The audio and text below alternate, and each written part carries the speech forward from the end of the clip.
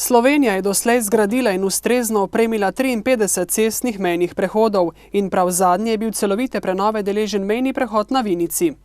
Dejstvo pa je, da je bila izgradnja tega mejnega prehoda vezana tudi na strukturna sredstva, ki smo jih pridobili, Slovenija pridobila strani Evropske unije in nekako je sovpadalo vse s projekti, da je ta mejni prehod žal bil zgrajen dokaj pozno.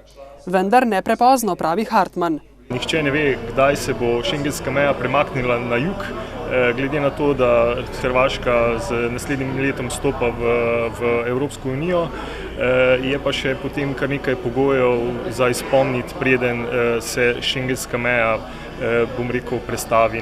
Mejni prehod na Vinici pa že dolgo ni zadoščal zahtevam delovanja po šengenskih standardih, zato je bila izgradnja novega nujna.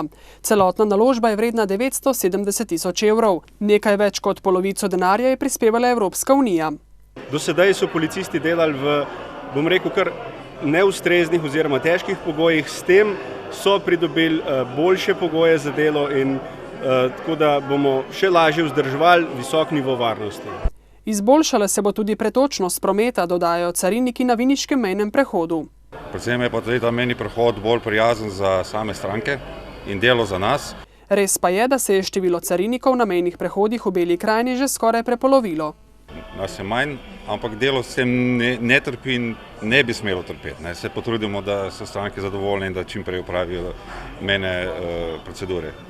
V prvih mesecih letošnjega leta na mejnih prehodih Vinica in Metlika sicer beležijo 7-odstotni upad potnikov, a prava gneča jih šele čaka, saj kar 40% letnega prometa beležijo v poletnih mesecih. In nanjo so zdaj na viniškem mejnem prehodu v celoti pripravljeni.